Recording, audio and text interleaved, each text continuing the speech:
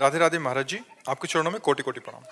महाराज जी, यदि कोई लड़की छेड़छाड़ या शारीरिक उत्पीड़न का शिकार कार्य क्षेत्र या घर पर हुई हो और महाराज जी का अनुसरण करने के बाद भी यदि वो उस व्यक्ति को माफ नहीं कर सकती और आघात के साथ आगे नहीं बढ़ पा रही, तो क्या किया जाना चाहिए? इस संदर्भ में महाराज जी।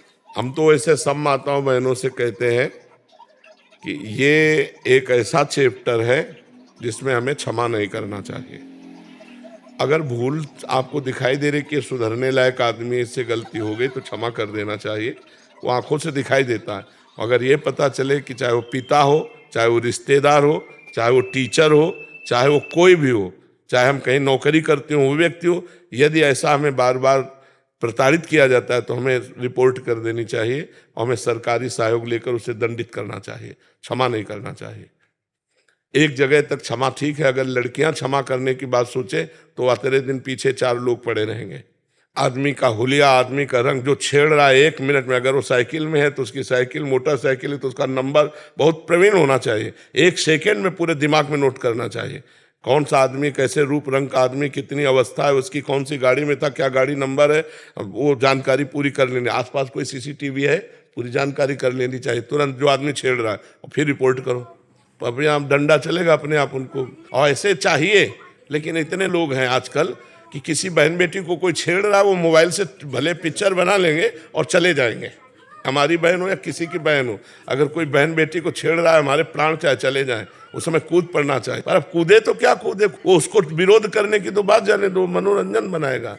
तो हमें लगता है माताओं बहनों को, अगर एक बार कहीं ऐसा नजर आता है कि पहली बार इससे गलती हुई और इसे क्षमा कर देने से आदमी सुधर जाएगा, तो क्षमा कर देना चाहिए, नहीं फिर दबा के नहीं रखना चाहिए, क्योंकि उससे गंदगी बढ़ती चली जाएगी और आपका हृदय जलता चला जाएगा। अगर कोई पारिवारिक सदस्य है या कोई जहां आप काम करते हैं, तो उसको एक बार सचेत कर दें कि अगर दोबारा आपने किया तो आप बहुत ही समस्या में फंस जाएंगे। महाराज जी, जब वो सिचुएशन आता है तो इतना भयभीत कर देता है कि आप कुछ कर ही नहीं पाते हो। नहीं, कैसे भयभीत कर देता है?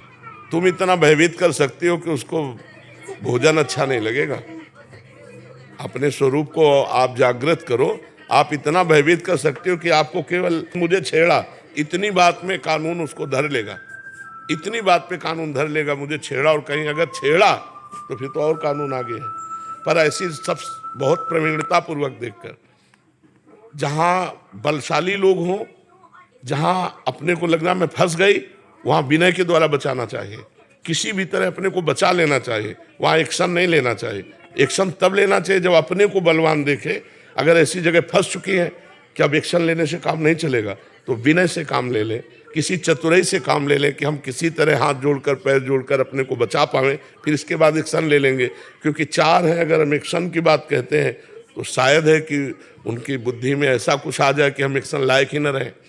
हो सकता है कभी ऐसी परिस्थिति किसी के साथ ना घटे, पर कभी अगर ऐसी घटना हो तो हाथ जोड़कर, पैर जोड़कर मैं कभी किसी से कुछ नहीं कहूँगी, मैं कभी नहीं कहूँगी। ऐसा विश्वास दिलाकर यदि अपने प्राण बचाए जा सके तो बाद में तो दंड दिया जा सकता है, लेकिन उस समय जहाँ अपनी समस्या फंस रही हो तो किसी भी तरह अपने को बचाने की चेष्टा करनी चाहिए, भगवान से प्रार्थना करनी चाहिए। क्योंकि बहुत नीच प्रवृत्ति के लोग हैं, तो बहुत ऐसी घटनाएं तो विचलित कर देती हैं। पर जहाँ तक हो सके अपने को बचावे। रात्रि में अकेला न चले, कोई न कोई भाई परिवार का कोई सदस्य हो तो ज़्यादा अच्छा रहता है।